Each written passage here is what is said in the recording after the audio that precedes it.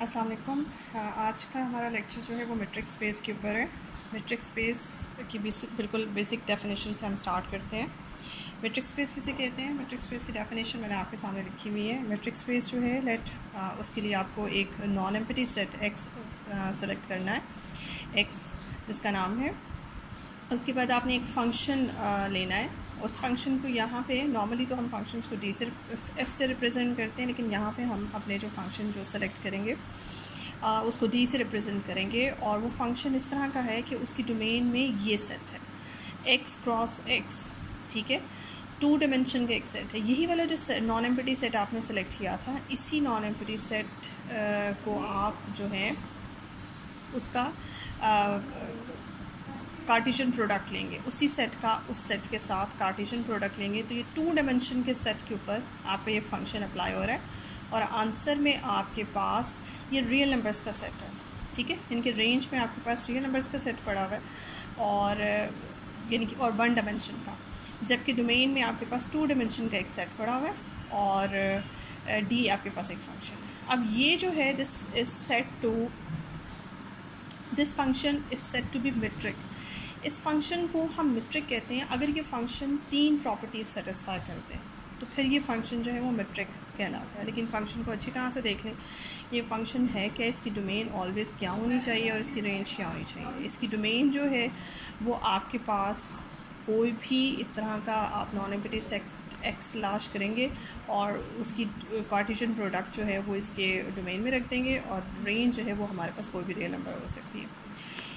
ये 3 conditions D इस वक्त का फंक्शन सेटिस्फाई करेगा, तो ये फंक्शन जो है ये मेट्रिक फ़ंक्शन कहलाएगा। ये फंक्शन ख़ास किस्म का फंक्शन होगा जिसे हम मेट्रिक कहेंगे।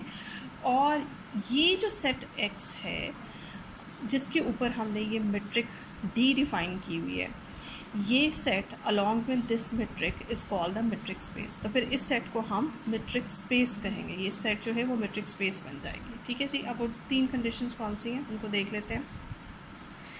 ज़ाहिर है आपने यहाँ से एलिमेंट सेलेक्ट करना है, डोमेन में से एलिमेंट लेंगी और उसके ऊपर अपना फंक्शन अप्लाई करेंगे। अब डोमेन आपके पास एक्स क्रॉस एक्स है, ये मैं लिख दूँ आपको यहाँ पे।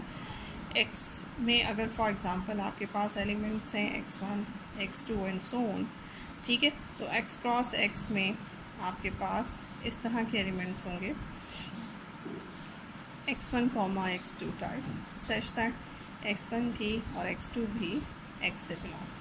तो ये आपका कार्टेशियन प्रोडक्ट x का बन गया।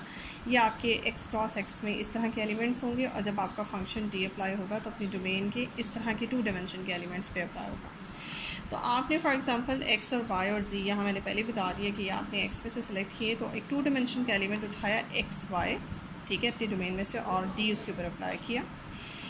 पहला जो कंडीशन है वो ये आपको बताती है कि ये फ़ंक्शन जब भी डोमेन के किसी एलिमेंट पे अप्लाई होगा, ये फ़ंक्शन हमेशा आपको पॉजिटिव आंसर देगा, या 0 दे सकता है, मिनिमम 0 दे सकता है और मैक्सिमम जो है वो कोई भी पॉजिटिव आंसर दे सकता है। इस फंक्शन को डोमेन के किसी एलिमेंट पे अप्लाई करने के बाद आंसर कभी भी नेगेटिव नहीं हो सकता। ये बात आपने याद रखनी है, बहुत इंपॉर्टेंट रिज़ल्ट है। और यहीं से फिर हम बाद में कहेंगे कि ये जो फंक्शन है, ये फंक्शन जो है मेट्रिक फंक्शन, इसका बिहेवियर वैसे ही है जैसे डिस्टेंस फंक्शन का होता है। बिकॉज डिस्टेंस जब हम 2 पॉइंट्स के दरमियान फाइंड करते हैं, या तो वो 0 हो सकता है या फिर वो पॉजिटिव होता है, नेगेटिव कभी भी नहीं होता। तो इसकी जो ये पहली क्वालिटी है इस फंक्शन की, वो इस फंक्शन को डिस्टेंस फंक्शन बना देती है। हम अक्सर इसको डिस्टेंस फंक्शन भी बोलते हैं, ठीक है। एंड ये सेकंड चीज़, ये अक्सर बुक्स में आप देखेंगे कि ये जो मैंने एंड के बाद बात लिखी हुई है, इस बात को सेकंड कंडीशन कहते हैं। और अक्सर बुक्स में आपको ये 4 कंडीशंस मिलेंगी, 4 कंडीशन, फर्स्ट ये, सेकंड ये, थर्ड एंड फोर्थ। लेकिन अक्सर बुक्स में आपको सिर्फ 3 कंडीशन मिलेंगी। फर्स्ट कंडीशन का ये सेकंड पार्ट है, इस तरह से मिलेगा। अच्छा जी, ये क्या है कि फॉर एग्जांपल अगर आप कोई से किसी एलिमेंट के ऊपर, डोमेन के किसी एलिमेंट के ऊपर डी फंक्शन अप्लाई करती हैं, तो उसका आंसर जैसे कि हमने अभी कहा पॉजिटिव भी आता है और 0 भी हो सकता है। तो अगर तो उस फंक्शन को अप्लाई करने के बाद डोमेन के किसी एलिमेंट में आपका आंसर 0 आ गया, तो फिर इसका मतलब ये होगा कि डोमेन में पड़े हुए ये जो 2 डायमेंशन का पॉइंट है, इसका एब्सीसा और ऑर्डिनेट एक्स और वाई आपस में बराबर है।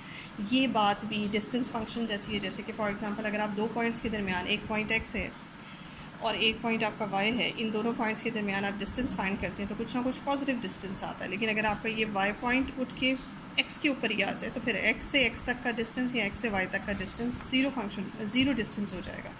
सो ये बिल्कुल डिस्टेंस फंक्शन वाला ये भी बिहेवियर जो है ना, सेकंड बिहेवियर, ये भी डिस्टेंस फंक्शन की तरह का है कि आपके दो पॉइंट्स के दरमियान डिस्टेंस ज़ीरो होता है अगर वो दोनों पॉइंट्स ओवरलैप कर जाएँ एक दूसरे के इक्वल।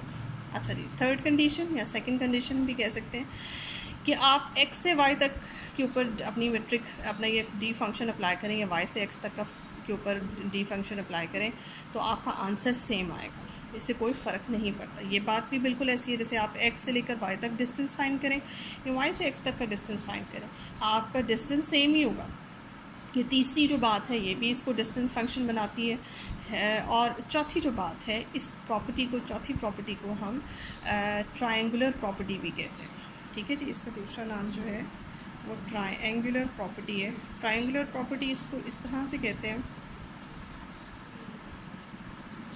कि ट्रायंगल के ऊपर ये बात होती है। ये 3 पॉइंट्स इसमें मैंने लिए हैं, आपको 3 पॉइंट्स चौथी प्रॉपर्टी में नज़र आएंगे, x, y एंड z।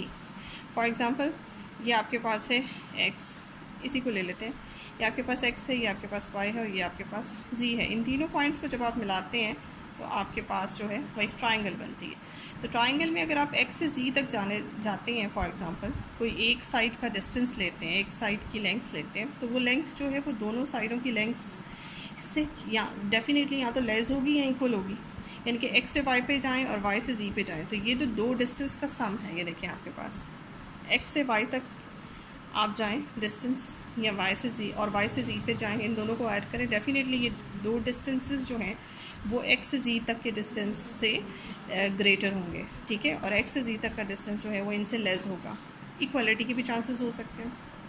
ठीक है, इक्वालिटी के भी चांसेस हो सकते हैं और इन जनरल यहाँ x से z तक का डिस्टेंस जो है वो लेस ही होगा, तो लेस देन इक्वल के चांसेस होते हैं। तो ये जो प्रॉपर्टी है, इस प्रॉपर्टी को ट्रायंगुलर प्रॉपर्टी इसलिए कहते हैं क्योंकि ट्रायंगल के ऊपर जो बात, जिस तरह से ट्रायंगल के 3 पॉइंट्स होते हैं और उसके 3 साइड्स होती हैं और 3 डिस्टेंसेस होते हैं, 3 लेंथ्स होती हैं, तो उसके अकॉर्डिंग ये प्रॉपर्टी, इसे ट्रायंगुलर प्रॉपर्टी कहते हैं। ये प्रॉपर्टी भी डिस्टेंस को ही शो करती है। आपने देखा इसकी चारों जो पार्ट हैं प्रॉपर्टी के, इसकी 4 जो कंडीशंस हैं, एक्सियम्स हैं, ये चारों जो हैं है तो डी फंक्शन, लेकिन उसको डिफ़ाइन ऐसे किया हुआ है कि वो डिस्टेंस फंक्शन जैसे डिफ़ाइन होता है वैसे ये सारी कंडीशंस डिफ़ाइन है। तो इसलिए अक्सर ये 4 कंडीशन सेटिस्फाई होने के बाद ये मेट्रिक बन गया, तो इस मेट्रिक को अक्सर इसलिए जो है वो डिस्टेंस फंक्शन भी कहते हैं। सो ये है हमारा मेट्रिक डी अब मेट्रिक बन गया ये 3-4 कंडीशन सेटिस्फाई करने के बाद। और ये जो सेट जिसके ऊपर ये जिसको बेस बना के हम अपना सारा काम कर रहे थे, इस केस में फिर ये सेट मेट्रिक स्पेस कहलाएगा।